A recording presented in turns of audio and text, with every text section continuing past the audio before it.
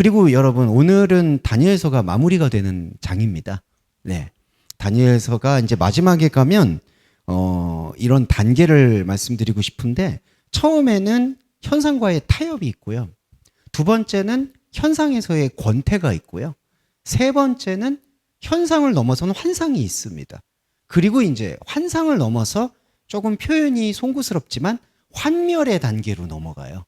그래서 이게 참 신앙생활이라는 게, 제가 이제 바로 설교로 좀 넘어가 볼 텐데요. 이 신앙생활이라는 거를 대한 실체와, 우리가 다니엘의 모델이 우리의 모델이잖아요.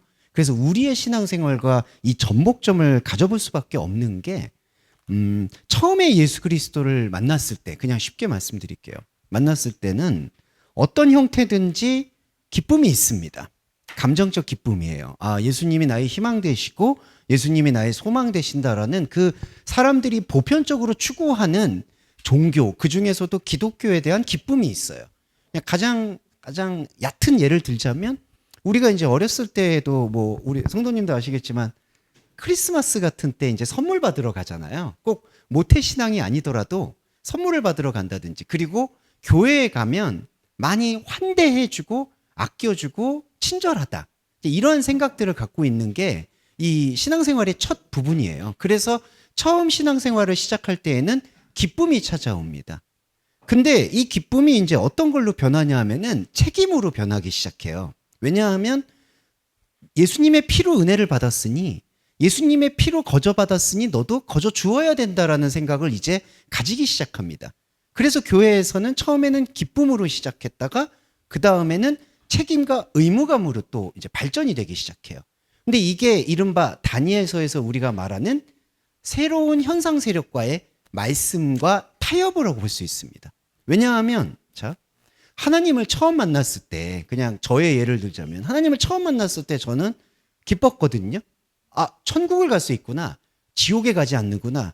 이제 어렸을 때, 중고등학교 때는 워낙 그 안 좋은 환경에서, 아니 저희 부모님이나 저희 형님은 전혀 안 좋은 게 아닌데 왜 저만 안 좋은지 모르겠어요. 근데 이제 저는 되게 안 좋은 환경에서 그 현상 세계에서 지옥을 맛보는 것 같아요. 와, 이렇게 정글의 시대라고? 네, 저희 중고등학교 때는 남학생들이 살아남기가 되게 어려운 시대였거든요. 되게 적자 생존, 양육강식, 막 싸움 박질은, 이게 싸움 박질이 그냥 아이들은 싸움하면서 큰다가 아닌 수준인 거예요. 죽을 것 같더라고요. 그러니까 저는 어렸을 때, 아, 지옥을 벗어날 수만 있다면 난 뭐든지 하겠다. 근데 교회 목사님이 너의 안에 있는 마귀를 쫓아내고 예수님을 받아들이면 천국에 갈 수 있대요. 이제 거기가 성락교회였었어요. 아시겠지만, 그러니까 이 몸과 마음에 귀신이 가득 차 있대요. 이제 그때는 이제 탈선을 했었던 시기였기 때문에, 제가 탈선한 건 아닌데 제 친구들이 이제 탈선 친구들이 많으니까, 그래서 이제 그런 노도의 시기를 겪으면서 저는 천국에 간다 그러면은 무조건 붙잡혔어요. 그래서 예수님을 믿는 게 저한테는 뭔가 되게 비장한 기쁨이었던 거죠. 아, 진짜 이 지옥 세계를 안 살아도 되는구나. 그러면서 있는데 뭐가 이상한 게, 참 죄송한데 뭐가 이상한 게 뭐냐 하면, 근데 그걸 이상하다고 얘기는 안 하죠. 근데 저는 이상한 게 뭐냐 하면, 뭔가 책임감들이 계속 쌓여가는 거예요. 이제 그거를 교회에서는 영적 성숙이라고 표현을 해요. 그러니까 예수님의 기쁨으로 은혜를 받았으면, 거저 받았으니까 이제 너도 거저 주어야 된다라는 걸로 넘어가요. 그러면서 이제 교회에서 뭐 구역장을 시킨다든지, 이제 저 같은 경우에는 청년이니까 뭐 뭘 맡으라든지, 그러면 이제 그런 책임감으로 뭔가가 시작이 돼요. 근데 그 책임감은 교회 안에만 머무는 게 아니라 교회 밖으로 확산이 됩니다. 이른바 세상의 빛과 소금이라는 이론인데요. 그리스도인은 세상에서도 모범을 보여서 세상에서 전도의 미랄이 돼야 된다라는 논리가 성립이 돼요. 근데 그 전도의 미랄이라는 건 너의 그리스도인 다움을 보여줘야 된다라는 논리가 됩니다. 그래서 저는 처음에는 지옥에서 벗어났다라는 거에 대한 기쁨으로 교회를 다녔고, 교회를 제법 열심히 다녔어요. 그리고 이제 계속 실명교회 거론해서 죄송하지만 성락교회가 추구하고 있는 귀신을 매주마다 쫓아냈어요, 실제로. 예, 그거 어떻게 하시는지 나중에 보여드릴게요. 그 뭐 축사라고 해가지고 캐톨릭의 구마 사제들이 막 성수 뿌리면서, 옛날에 검은 사제들 그런 영화 보시면 나오는 그런 방법으로 저는 매주마다 제 안에 있는 더러운 걸 뽑아내려고 노력을 많이 했어요. 그랬는데 이제 그 다음에 들어오는 거는 책임감이래요. 근데 그 책임감 플러스 그 다음에 세상의 빛과 소금이 되어야 된다고 해요. 근데 이제 제 간증이 섞이는 게 왜냐하면 다니엘 모델하고 비슷하니까. 근데 저는 이게 다니엘이 될 수가 없었던 게 대학교도 좋은 대학교를 못 가고 공부도 잘 못하고 뭔가 이 이류가 아니라 삼류인 거예요. 이 세상의 기준에서 볼 때. 그리고 교회에 가면 저를 삼류의 눈으로 보는 거예요. 그러니까 나쁜 게 아니라 저분은 삼류인데 이제 하나님의 말씀을 들으면 하나님께서 높여주실 거야. 그래서 저는 20대 중후반을 높여주실 거라고 믿고 계속해서 발버둥을 쳤어요. 그러니까 나의 어떤 현상적인 목표에 하나님을 빙자해서 기도를 시작한 거죠. 주님, 제가 대학을 졸업하고 취업을 못하는데, 당연히 취업을 못하죠. 제가 준비한 게 없는데. 근데 하나님께서 취업을 시켜주신다면 저는 세상의 빛과 소금이 될 수 있겠습니다. 제가 하나님께 뭔가 사회적으로, 옛날에 사회적 영향력 이런 말도 못했어요. 제가 사람 구실을 하면은 그래도 교회나 하나님 앞에서 욕먹을 일은 하지 않겠습니다라는 생각으로 기도했던 거예요. 근데 여러분 이제 다니엘서를 쭉 터봐보면 다니엘이 좀 저보다 훨씬 영민한 부분이 있지만 이 궤적이 거의 비슷해요. 처음에는 하나님, 우리는 예수님이라고, 예수 그리스도라고 하죠. 예수 그리스도를 아는 기쁨이 있어요. 다니엘에게도 분명한 기쁨이 있어요. 근데 이제 두 번째는 그 기쁨의 단계가 책임의 단계로 넘어가요. 내가 하나님의 자녀라면, 구원을 받았다면 이 구원받은 자답게 뭔가 하나님께 돌려드려야 되지 않을까. 우리가 흔히 말하는 영광을 돌려드려야 되지 않을까라는 생각이 가득 차요. 그러면서 세상을 바라봐요. 세상에 내가 빛과 소금이 되어야 되지 않을까. 그러면서 발버둥을 쳐요. 근데 다니엘하고 저는 길이 좀 달라지죠. 왜냐하면 저는 세상에서 계속 실패하는 거예요. 그리고 교회에서는 은근히 도태가 돼요, 솔직히. 왜냐하면 계속 기도해 주는 것도 한두 번이지, 이게 참 죄송한 말인데 나쁜 말이 아닙니다. 이 교회 분위기라는 게 있습니다. 서로 기도하다가 어떤 청년이 잘 되면, 어떤 분이 잘 되면 사실은 시선은 그쪽으로 쏠리게 되더라고요. 어디에 취업을 하고, 어디에 잘 되고, 좋은 곳에 결혼을 하고, 어떤 성공적인 어떤 행동들을 하고, 이렇게 하면은 그게 교회에서 알게 모르게 목사님조차도 시선이 그쪽으로 가는 거예요. 그래서 요번에 우리 청년이 어디에 입사했는데, 아니면 우리 청년이 신학교에서 수석 졸업을 했는데, 이런 식으로 가는 거예요. 그러니까 저는 계속 도태되죠. 그러니까 도태가 되면서 박탈감과 좌절감이 들기 시작하는 거예요. 그러니까 저는 그런 모델이고, 다니엘은 그럼 어떤 모델이 될까요? 다니엘은 성공했어요. 여러분 보시면 아시겠지만 현상과의 타협을 통해서 이른바 현상 세계에서 하나님의 자녀를 알아준 거죠. 근데 실패하고 좌절한 저의 모습이나 성공했다라고 생각하는 다니엘의 모습이나, 제가 아까 말씀드렸지만 그 권태를 넘어서 환멸의 단계 속에서 환상이 들어오거든요. 근데 이 환상이라는 게 바로 말씀의 본질이에요. 근데 이 말씀의 본질을 보게 될 때, 저도 감히 말씀드리면 말씀의 본질과 마주한 거예요. 저는 어떨 때 마주했느냐? 내가 세상에서 빛과 소금이 돼야 되는데 세상은 녹록치가 않잖아요. 이제 저같이 중고등학교 때 한번 이게 삐끗한 친구는요, 이게 참 세상이 가혹한 게 이게 되돌리기가 되게 어렵더라고요. 그래서 저는 부모님들이 중고등학교 때 공부해라, 그것도 일리가 있다고는 생각을 해요. 한국 사회에서. 예. 왜냐하면 단추 한번 잘못 끼면, 이게, 죄송해요. 대학교, 직장, 여기서부터 완전히 로또를 맞지 않으면 뭔가 인생이 돌아서기가 아주 어려운 구조가 사실은 한국 사회 구조인 건 맞는 것 같아요. 그러니까 저는 계속해서 하나님의 기도에 힘입어서 빛과 소금이 되고 싶은데 빛과 소금이 안 돼. 그리고 교회에서도 뭔가 이제 저에 대한 관심도 떨어지는 것 같아. 처음에는 제가 되게 신실해 보인다고 좋아하셨거든요. 새벽교회도 잘 가고. 근데 아무리 새벽기도를 잘 가도 이제 사회에서 한 3년 동안 백수로 지내다 보니까 이제 목사님도 이제 중보기도도 잘 안 해주시는 거예요. 그냥. 그리고 저는 이제 그때 또 글을 쓰겠다고 막 이러니까 이제 너무 허황돼 보이는 거죠. 이제 그러니까 자꾸 이제 그 교회에서는 제가 왕따가 되는 거예요. 근데 거기서 저는 이제 약간 좌절이 온 거죠. 근데 좌절이 온 저와 다니엘은 느부갓네살 왕이든 고레스 왕이든 거기에 들어가서 그 시류를 읽을 줄 아는 눈이 있는 거예요.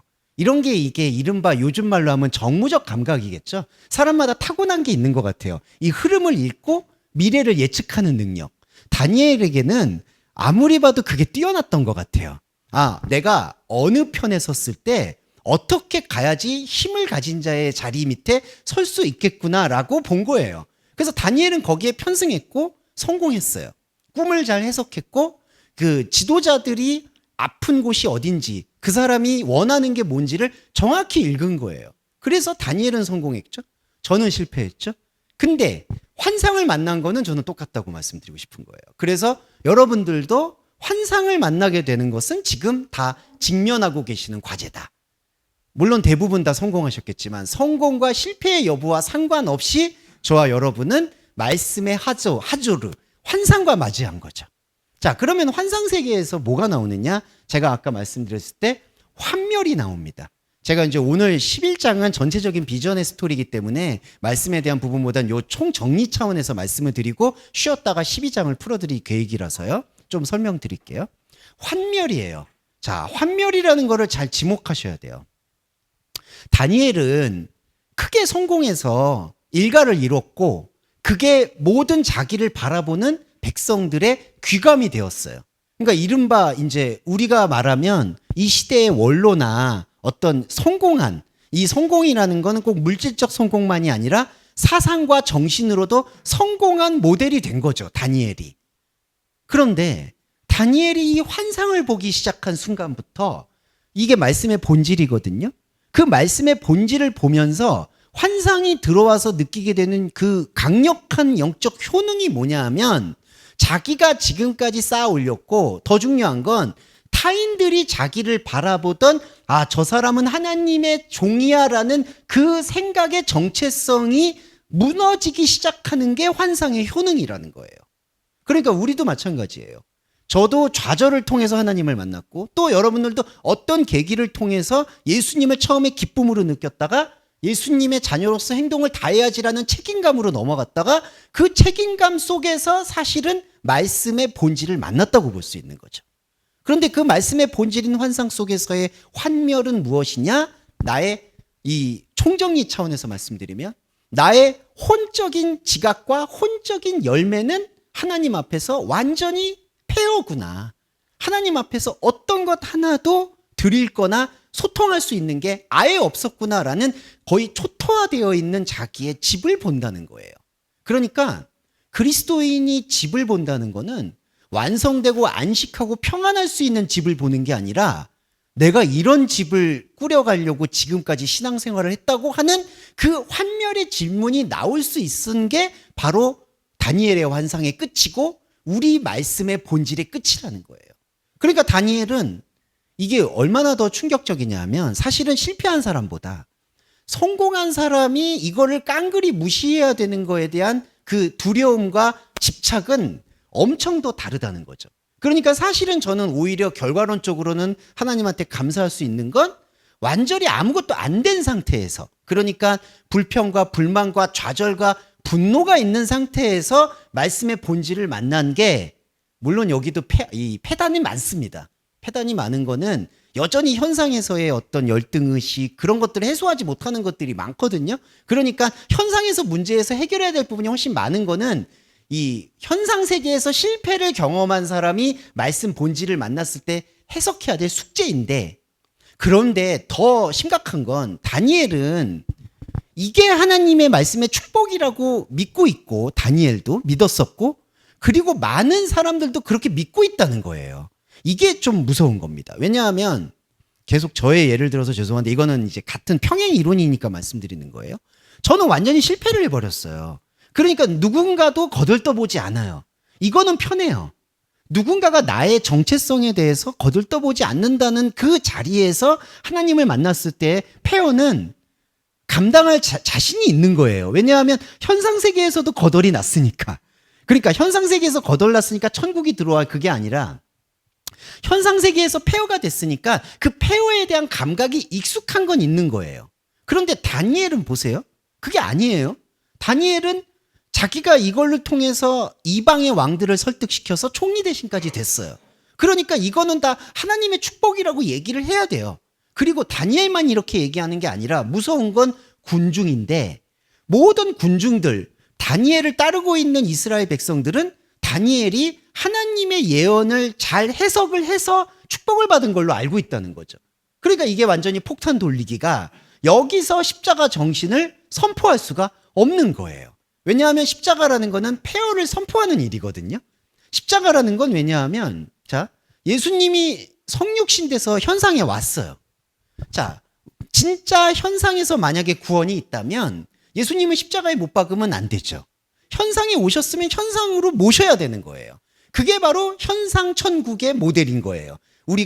우리라고 얘기해서 죄송하지만 잘못 알 수밖에 없는 천국 가겠다라는 그 생각은 현상 세계에서 비롯된 거거든요. 천국 가겠다는 생각. 내가 죽어서 천국 가겠다. 그게 아니잖아요. 근데 그거는 현상에서 온 생각이에요. 그러면 예수님이 현상에서의 메시아면 현상에서 절대로 십자가를 지면 안 돼요. 현상에서 십자가를 지셨다는 얘기는 현상이 끊어졌다는 얘기예요. 그럼 우리도 그 바울 서신 보시면 갈라디아서 우리도 그리스도와 함께 십자가에 못 박히잖아요. 우리도 현상에 대해서 끝난 거예요. 그러면 현상에 대해서 우리는 뭘 선포해야 되는 게 십자가 복음이냐? 폐허를 선포해야 되는 거죠. 자, 폐허를 선포할 때 제가 민감하게 말씀드렸던 게 바로 이 환멸이라는 건데, 환멸이라는 단어는 쉬운 단어는 아닙니다. 이게 정신병리학적으로는 어떤 우울증이라든지 아니면은 이 해리성 장애를 앓고 있는 사람이 끝에 가서 맞아들이는 감정 체계가 환멸이라고 해요. 왜냐하면 환멸이라는 건 자기가 뭘 해야 되는 아예 동력의 그 예봉조차 끊어버리는 감정이에요.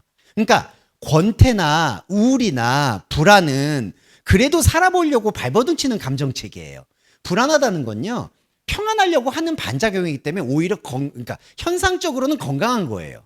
권태도 심심하다고 느끼는 건 그래도 사치스러운 거예요. 환멸이라는 건 내가 느끼는 감정의 마지막인 거예요. 근데 이 다니엘의 11장은요, 그 환멸을 고백하고 있어요. 왜냐하면 이 다니엘의 11장에서는요, 남방왕과 북방왕의 이야기가 나옵니다.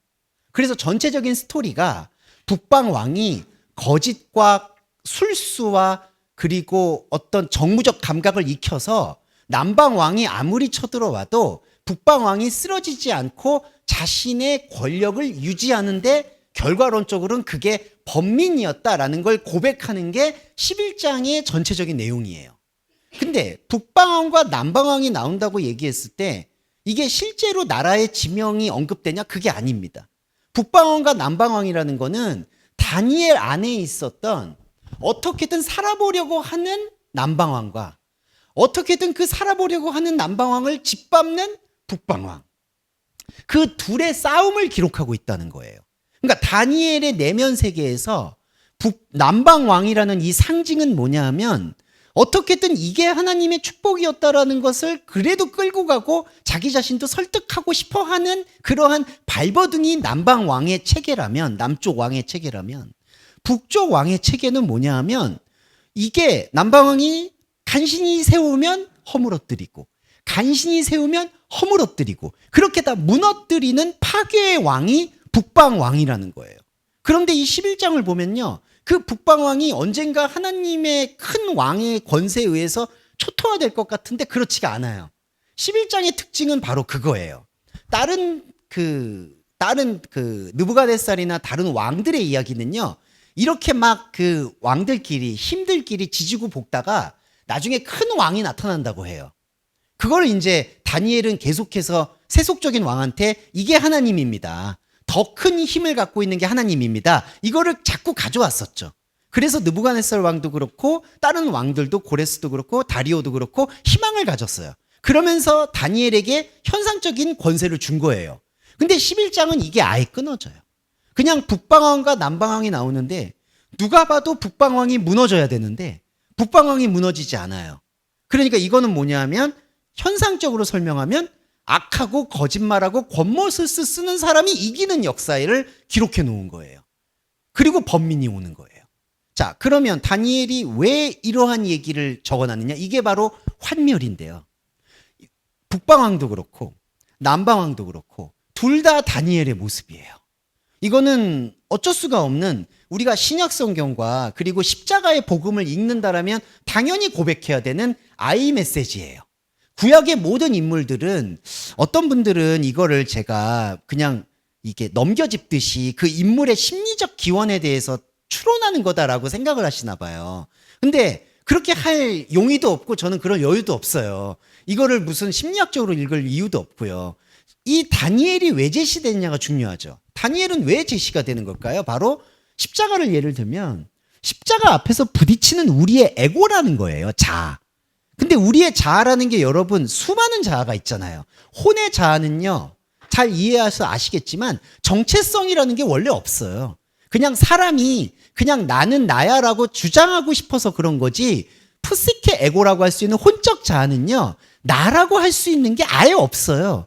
뭐냐면 그냥 누구의 엄마, 누구의 친구, 누구의 어떤 부장님 그냥 누가 타인이 규정해준 나만 있을 뿐이에요. 그러니까 수많은 내가 그냥 나라고 그냥 끌고 갔던 것 뿐이에요.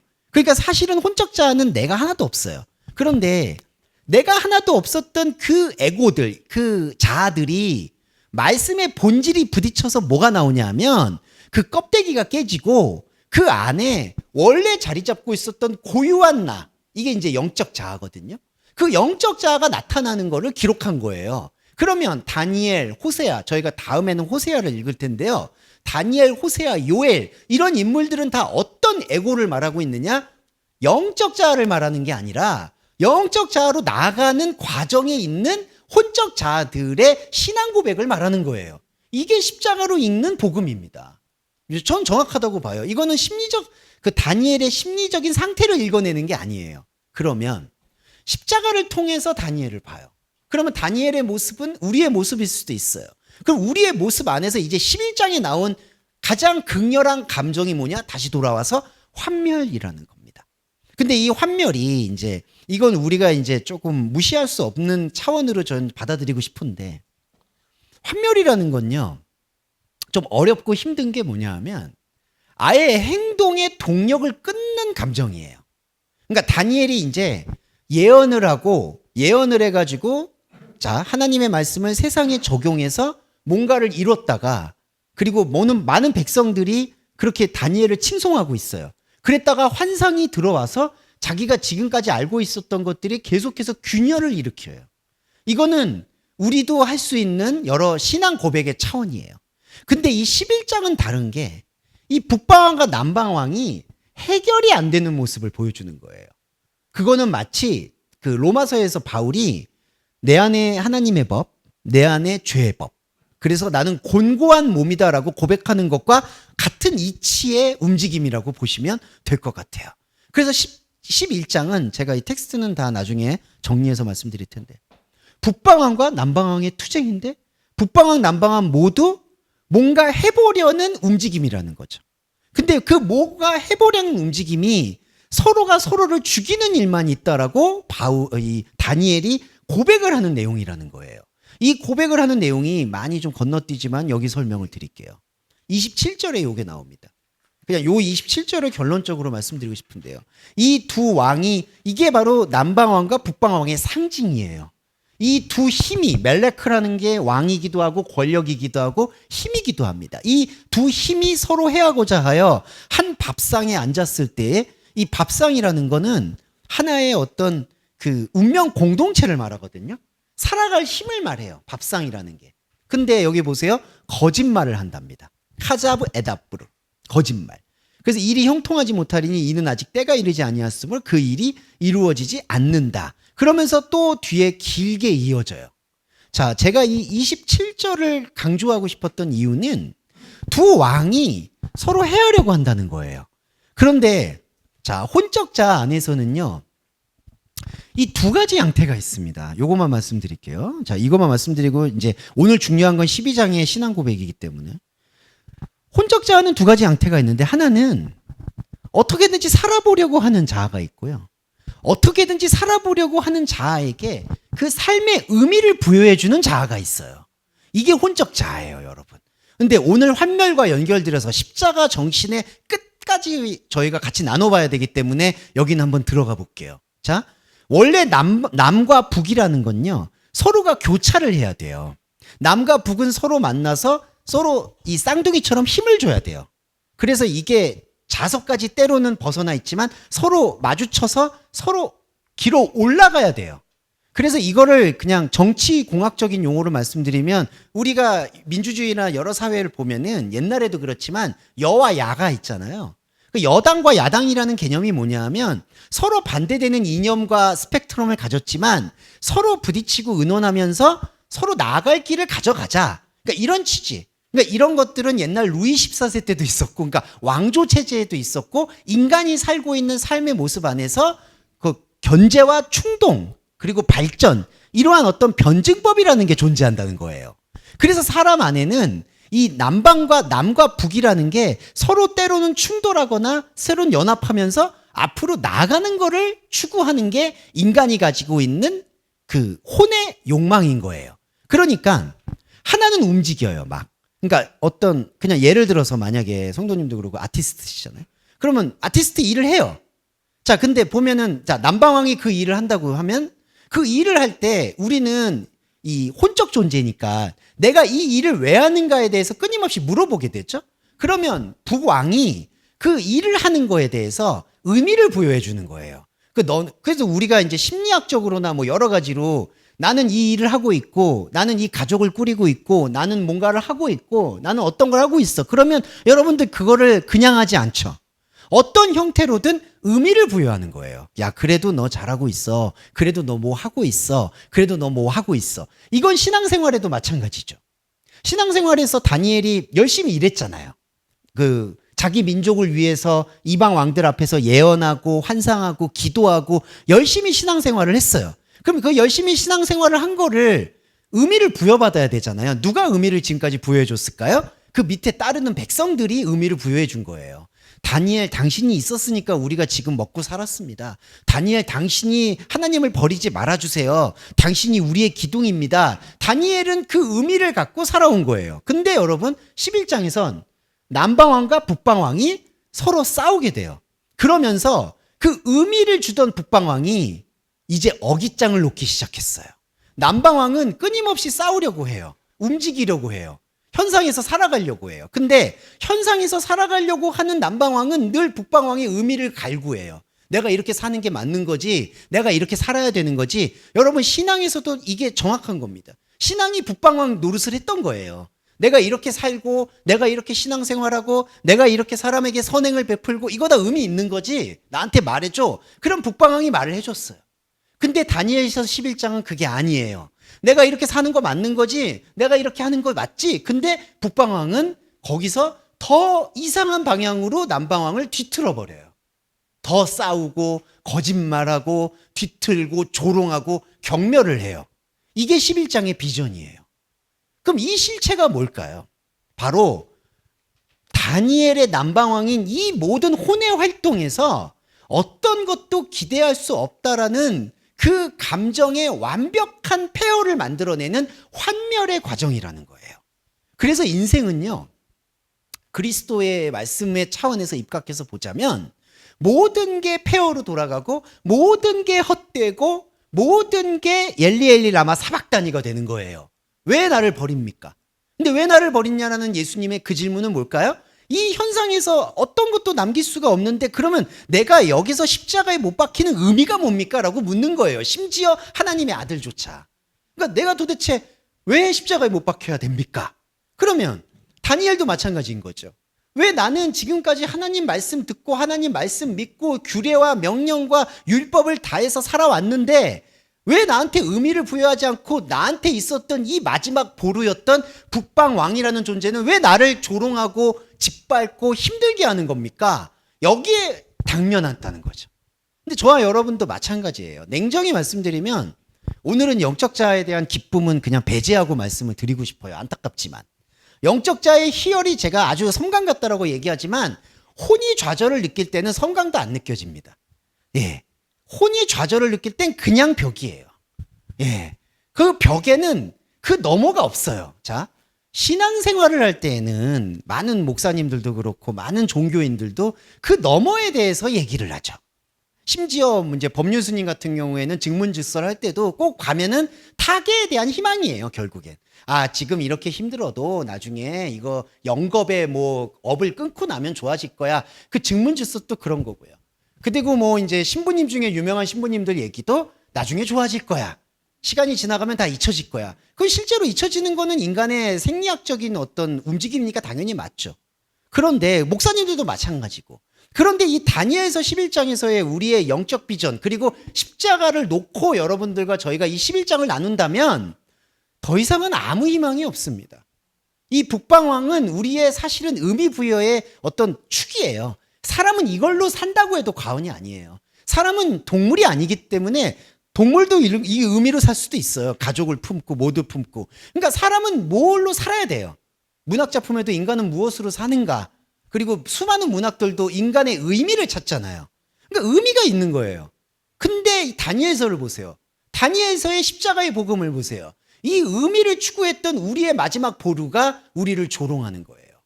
이게 본질입니다. 자, 그러면 우리는 도대체 어떻게 마음 붙일 곳이 있냐? 마음 붙일 곳이 없어야 되는 겁니다.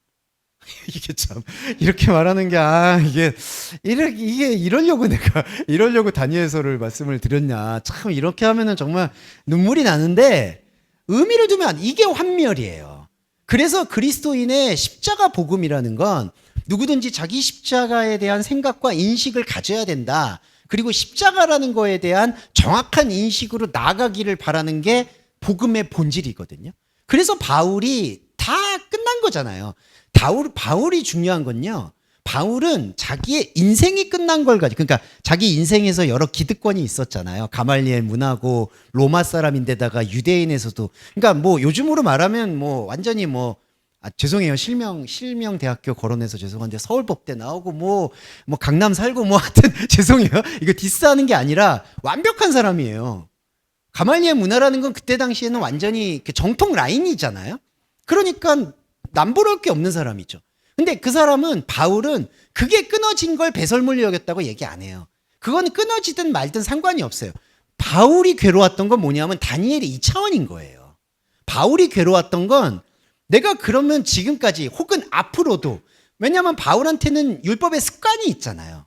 그러면 앞으로도 이렇게 모든 행동이나 모든 것들이 이 폐허라고 했을 때 도대체 내가 뭘 붙잡고 가야 되냐.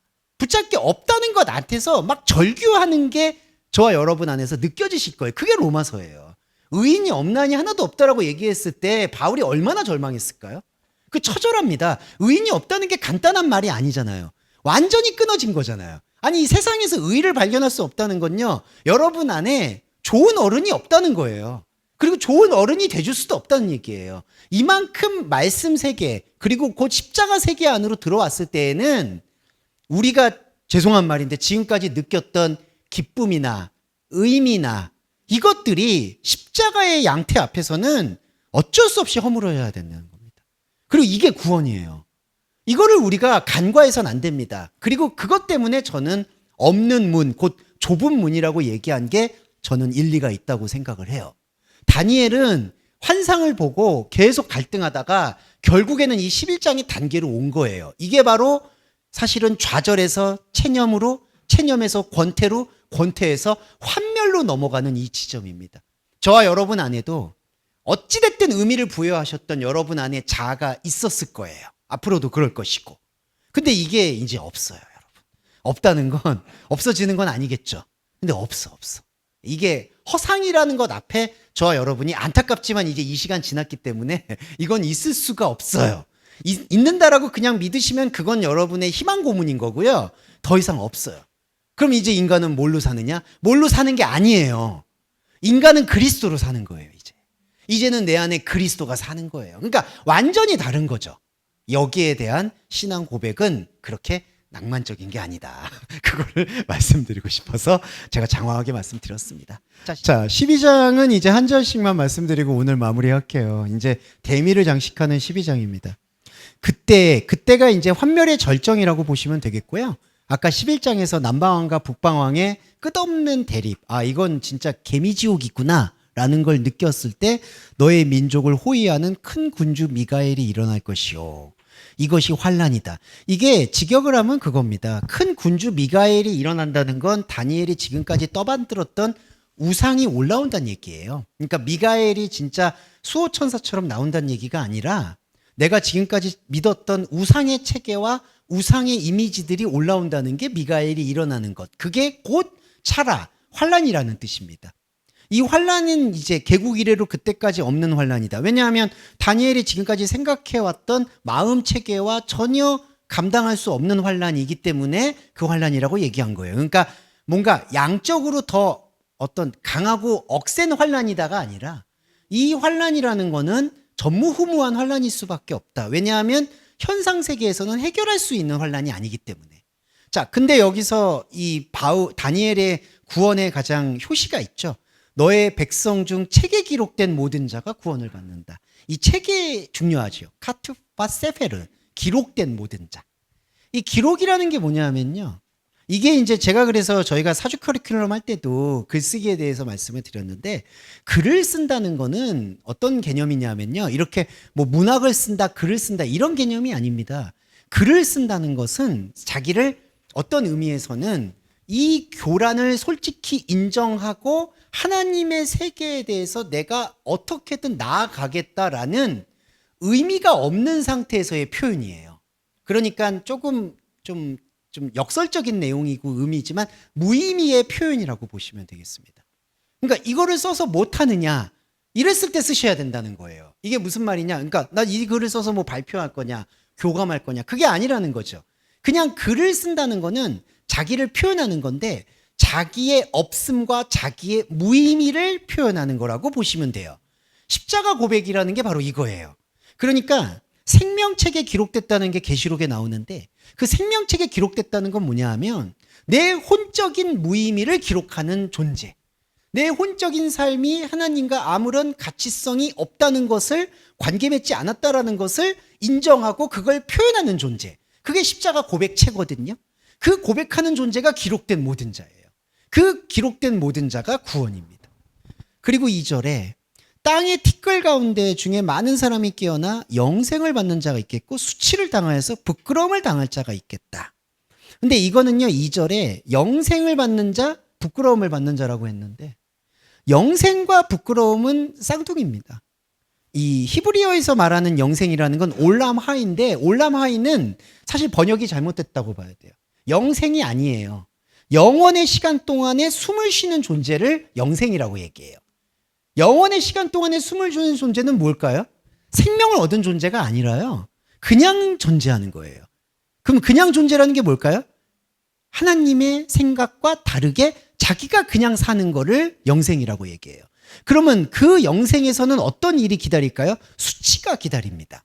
수치는 선악과를 말해요. 선악과는 자기의 결핍입니다. 그러니까 끊임없이 자기의 결핍을 메우기 위해서 숨을 쉬는 동안에는 계속해서 영원의 시간 동안 자기를 감추는 행동에 모든 걸 헌신한다는 거예요. 이게 영원을 수치로 사는 사람들이에요. 그리고 3절은 다릅니다. 지혜 있는 자는 궁창의 빛과 같이 빛날 것이요, 그리고 별과 같이 빛나리라. 자, 영원토록 빛난다는 것만 설명드릴게요. 영원은 믿는 사람이든 안 믿는 사람이든 모두가 주어져 있는 거예요, 올람은. 근데 빛난다는 건 뭐냐면요, 출애굽이라고 보시면 돼요. 분리가 되는 걸 말합니다. 빛난다는 건요, 여러분, 이게 어떻게 봐야 되냐면, 이거 다음 주에 조금 더, 이게 이제 광명과 빛의 차이인데요. 빛났다는 건요, 내가 광명의 원인이 돼서 여기서 빛났다는 얘기가 아니라요, 어둠에서 분리가 돼버려요. 자, 저와 여러분은 어둠의 존재였어요. 근데 하나님의 말씀을 들어요. 그래서 어둠에서 분리가 돼요. 그러면 빛나요. 근데 어디서 빛나냐면요, 어둠에서 광명체가 나와서 빛나는 게 아니라 어둠에서 분리가 되니까 표류하고 떠돌잖아요. 이 표류하고 떠도는 고아와 과부 같은 우리를 필연적으로 끌어안는 게 언약이에요. 거기서부터 빛나요. 이거 로마서에서 여러분, 그 감람나무 있죠. 감람나무가 끊어져요. 끊어진 게 참 감람나무예요. 이해되시죠? 그러니까 이게 이 감람나무예요. 어떤 분들은 이걸 이렇게 이해해요. 이 감람나무에서 끊어져서 끊어진 가지가 여기 진짜 나무가 있는데 거기다 접붙임되는 걸로 알아요. 그게 아니라요, 이 나무는 어둠이에요. 이 어둠에서 끊어져요. 이게 할례예요. 세례예요. 끊어져요. 끊어진 그 자체가 빛이에요. 예. 그러니까 우리는요, 현상 세계에서 끊임없이 끊어지는 존재예요. 그러니까 선으로 연결된 존재가 아니라요, 영원히 점인 거예요. 다 끊어진 거예요. 나의 세계는 어느 것 하나 연합할 것이 없고 어느 것 하나 묶일 게 없는 완전히 끊어진 존재예요. 세상에서 무용고가 되는 거죠. 독생자가 되는 겁니다. 그게 바로 레올라마드, 영원을 빛나는 거예요. 하코카빔이 바로 그겁니다. 별이라는 건데 그 별은 어둠에서 빛나잖아요. 어둠에서 빛나서 어둠에 어떤 원인이 있다는 게 아니라 어둠과 완전히 분열된 채로 어둠에서 벗어나서 표류하고 방황하는 것을 별이라고 얘기합니다. 그래서 저와 여러분은, 그리고 다니엘과 마찬가지로 이게 별이 되는 거예요. 자, 그래서 4절에 마지막 때까지 이 말을 간수하고 이 글을 봉함하라. 자, 간수와 봉함, 이걸 말씀을 드리고 싶어요. 계시록에서는 다니엘은 이걸 봉했다고 하고 계시록에서는 이걸 열었다고 해요. 근데 열었다는 것과 닫았다는 게 사실은 같은 의미예요. 어떤 분들은 구약 시대니까 닫아놨고 신약 시대 때 열렸다 이렇게 얘기하는데, 그거는 예수 그리스도의 사역을 선적으로 보는 거고요. 이게 입체적으로 보면은 닫힌 것과 열린 거는 똑같아요. 왜 그러냐면요, 보시면 마지막 때까지 이 말을 간수하라는 단어가 기록하라는 얘기입니다. 사페르, 기록해라. 기록하는 게 닫는 거예요. 왜 그럴까요? 어디서부터 닫느냐? 하나님에 대해서 닫는 게 아니라 세상에 대해서 나의 기록을 닫는 거예요. 세상에 대해서 기록을 닫는다는 건 세상하고 섞이지 못해요. 섞이지 않는다는 게 바로 무의미예요. 아까 제가 11장에서 북방왕과 남방왕이 싸우잖아요. 북방왕이 의미를 부여했었어요. 근데 이제 더 이상 의미를 부여하지 않아요. 그러니까 의미를 부여하지 않았는데도 저와 여러분은 표현을 해요. 표현을 한다는 게 살아간다는 뜻이거든요. 그러니까 의미가 없는 상태에서도 살아가는 게 십자가의 그리스도인이고, 십자가의 그리스도인이 기록하는 거는 외부에서 엮이는 것에 연고 있는 글이 아니라 하나님이 나를 알아봐 주시는 유일한 생명책이 되는 거예요. 그게 계시록에서는 열린 거예요. 이게 열린 책. 하나님에 대해서는 열린 책. 세상에 대해서는 닫힌 책. 그러니까 4절에 다니엘아, 기록하고 봉해라. 이건 인봉을 봉하는 거는 어디에 대해서 봉하는 거냐? 세상에 대해서 봉한다는 거예요. 계시록에서는 세상에 대해서는 봉한 걸 하나님에 대해서는 열어젖히는 게 바로 열린 책, 생명책이라는 거예요. 그러니까 이 관점이 다른 거죠. 이 부분으로 이렇게 말씀드릴 수 있겠습니다. 자, 그리고 나 다니엘이 본 적 두 사람이 있어서 강 이편, 강 저쪽, 그리고 그 중에 세마포 입은 자가 강물 위쪽에 있는 자, 세마포 입은 자, 강물 위쪽에 있는 자에게 이르되, 이게 바로 궁창 위의 물입니다. 이제 창세기로 비전을 말씀드리면 강 위에 있다는 건, 강은 물이거든요. 물은 생산을 말해요. 근데 이 생산이라는 게 하나님과 만났을 때 연합된 생산은 딱 하나가 있어요. 아들을 낳는 거. 아들을 낳는다는 개념은 뭐냐 하면 우리의 출산 개념이 아니라 말씀이 되어지는 걸 아들을 낳는다라고 해요. 그게 바로 아델푸스, 생명을 낳는 존재예요. 그런데 우리가 살고 있는 생사는 그게 아니에요. 북방왕, 남방왕을 예를 들면 북방왕이 즐거워하는 걸 낳는 거예요. 뭔가 내가 하는 일, 업적, 명예, 돈, 꾸려가는 인생살이, 이 모든 것들을 바로 의미 부여를 하는 삶이 생산이에요. 그러니까 이거는 강 아래에 있어요, 사실은. 그러니까 우리의 삶은 강 아래. 근데 하나님의 말씀은 강 위에 있어요. 그래서 강 위에 있는 말씀이 강 아래에 있는 우리에게 말씀을 건네는 거예요. 그러면서 뭘 얘기하느냐? 7절에 맹세하여 이르되 반드시 한때, 두때, 반때를 지나서 성도의 권세가 깨지기까지, 이렇게 얘기합니다. 한때, 두때, 반때 또 나왔죠. 이게 이제 계시록에서는 뭐 7년을 말해서 3년 반 이렇게 얘기하는데, 근데 그거는 다 앞뒤가 안 맞아요. 왜냐하면 7년이라는 그 개념도 뭐 좀 그게 숫자에서 이게 연수로 따질 수도 없을 뿐더러 유대력하고 태양력하고 또 차이도 있고요. 그러니까 그거를 어떤 날짜의 개념으로 환원할 수는 없습니다. 그런데 이 맹세라는 건 뭐냐면요, 하나님이 우리에게 주시는 언약 같은 거예요. 이 맹세, 세바를 조금 설명드리고 싶은 게, 세바는 하나님의 자기 표현이에요. 하나님의 자기 표현이라는 거는 내가 이렇게 할 테니까 너는 받아들여, 이런 게 아니라 하나님이 그냥 하나님 자신을 드러내는 거예요. 그러니까 맹세는, 사람 사이의 맹세라는 거는 어떤 내용이 있잖아요. 내가 이거를 맹세합니다. 내가 내 아들을 바치겠습니다. 내가 이걸 하겠습니다. 근데 하나님의 맹세는 내용이 없는 맹세예요. 그냥 자기가 자기 존재를 드러내는 거예요. 그게 바로 한때와 두때와 반때예요. 그럼 한때와 두때와 반때의 신비로움을 좀 말씀드리고 싶은 게, 한때는 지난번에 말씀드렸지만 한때는 우리가 모이는 시간이에요. 근데 그 다음 두때라는 건 뭐냐면 우리가 모이는 시간 안으로 임재하시는 하나님의 시간을 말해요. 왜냐하면 이게 갱신, 그 다음에 부활, 그 생명 이런 것들이니까. 그래서 한때는 우리가 모인 시간이에요. 그리고 두때는 갱신된 시간이에요. 반때는 뭐냐? 화살과 같이 하나님의 시간과 우리의 시간을 견디는 시간을 말해요. 이게 바로 영적 삼층천이라고도 할 수가 있어요. 그러니까 한때와 두때와 반때라는 개념은 시간의 개념이 아니라 상태의 개념인데, 우리의 시간 속에서 우리가 하나님의 말씀의 문을 열어요. 하나님께서 우리를 덧입어 주세요. 그러면 자, 우리의 또 북방왕은, 우리의 의미는 하나님이 나를 덮어주시면 나를 하나님의 영역으로 인도해 주겠지라는 생각을 가져요. 그것도 의미예요. 야, 이게 진짜 무섭죠. 그러니까 사람은 어디로 가든지 그 의미의 천국으로 가고 싶은 거예요. 어디든지. 근데 하나님이 임재하셔서 우리가 떠받들고 있었던 그 의미의 예봉을 꺾는 거예요. 그게 십자가예요. 그리고 반때라는 건 뭐냐면은, 이게 그 사도 바울의 서신서 중에 한글 번역 중에 거반 죽은 것과 같다라는 그런 번역이 있습니다. 절반쯤 죽었다. 이게 어떤 의미냐면은 산 것도 아니고 죽은 것도 아닌 거.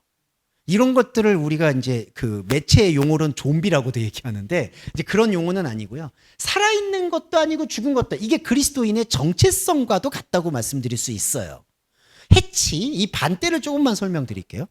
그 노아가 홍수를 겪은 다음에 하나님께서 언약을 주시는데, 한글 번역에서는 무지개 언약이라고 합니다. 근데 그 무지개가 아니라요, 히브리어로 탁손이라는 단어인데 휘었다라는 얘기예요.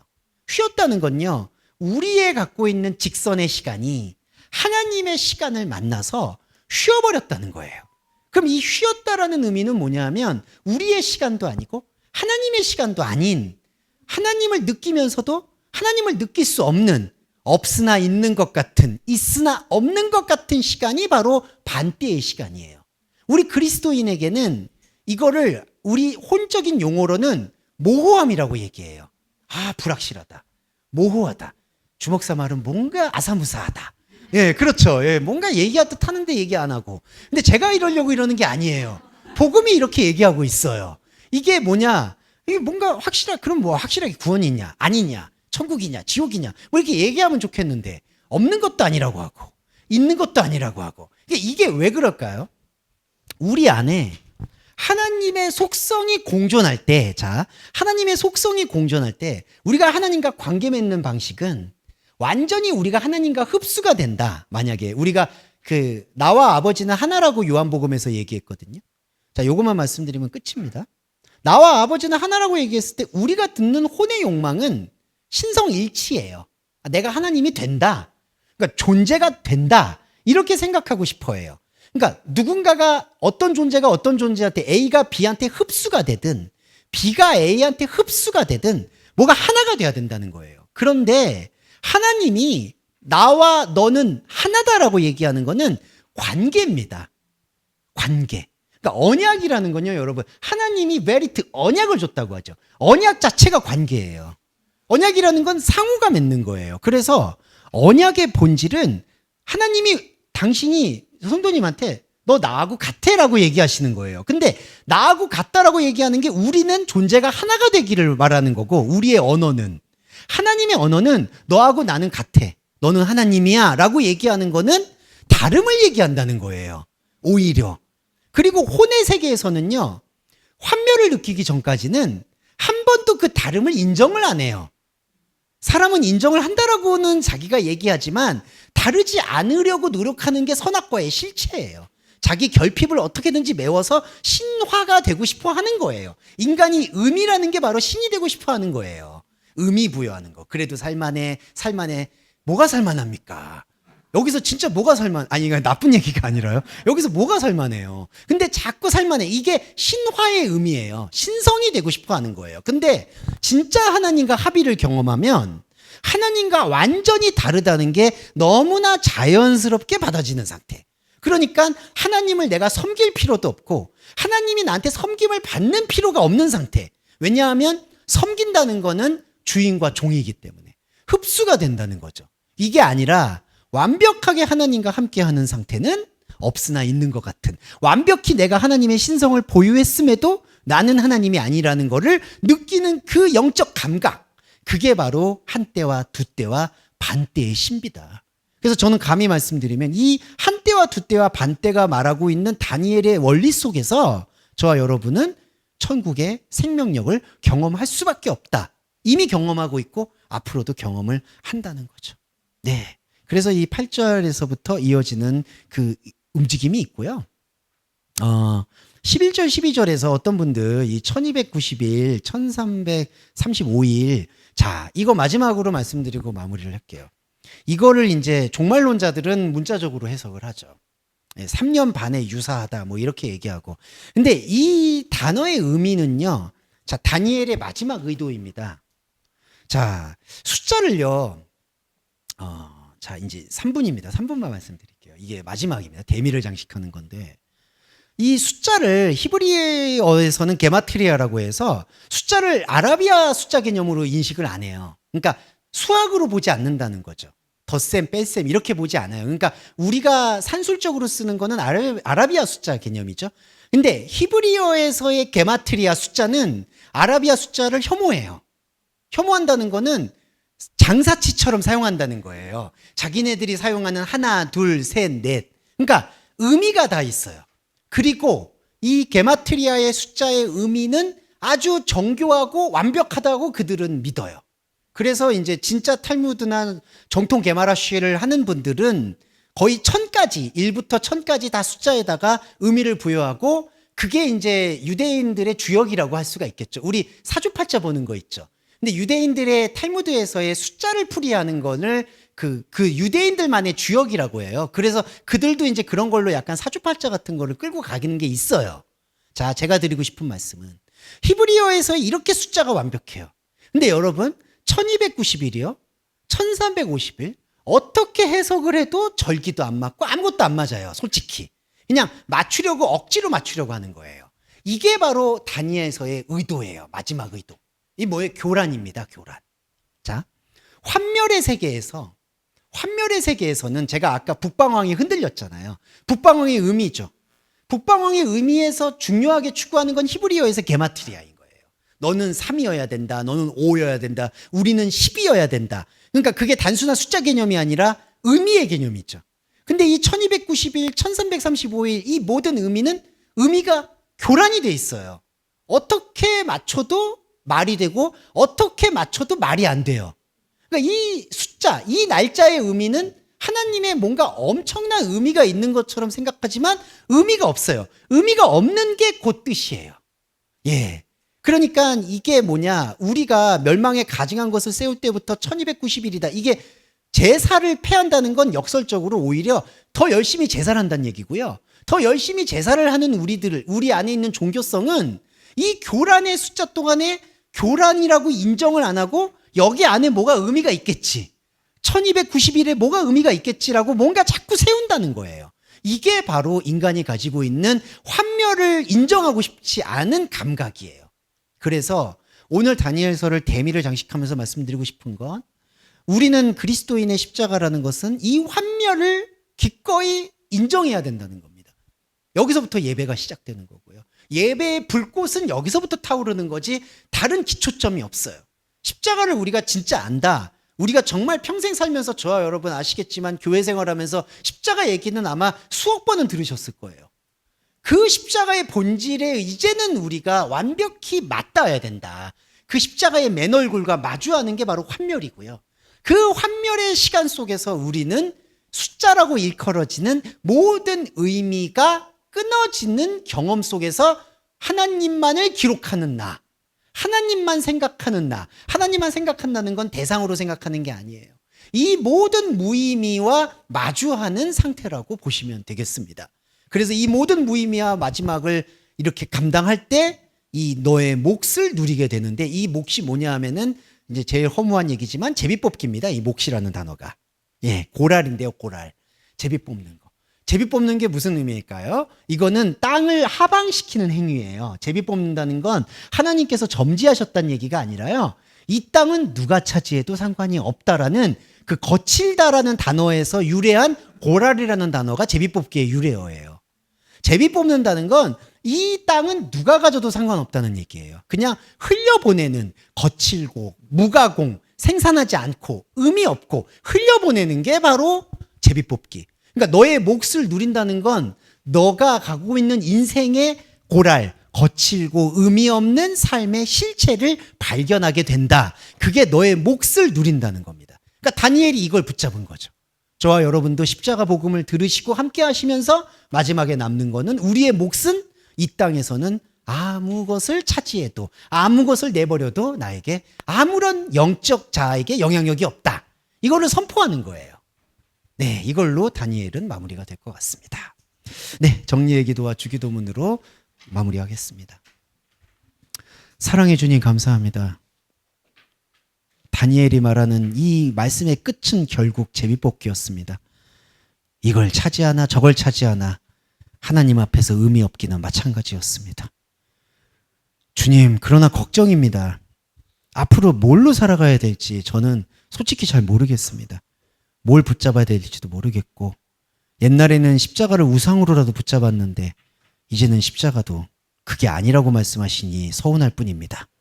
그러나 주님, 설명할 수 없는 이 반대의 축복이 우리 안에 있음을, 동서말씀교회 교회 여러분들의 심장 안에 있음을 고백합니다. 영은 흐릅니다. 영은 언약입니다. 영은 절대 변개되지 않습니다. 그 영의 생명 실체가 우리의 현상 삶을 완전히 압도하는 그 거룩한 지경까지 우리 동서말씀교회 교회 여러분들이 힘들고 어렵지만 손 붙잡고 여기까지 왔습니다. 주님, 우리가 살고 있는 삶 전혀 낭만적이지 않습니다. 앞으로도 그럴 것입니다. 그럼에도 불구하고 당신의 배려로 함께할 수 있음을 감사드립니다. 우리 주 예수 그리스도의 이름으로 감사하며 기도합니다. 아멘. 주기도문 함께 하겠습니다.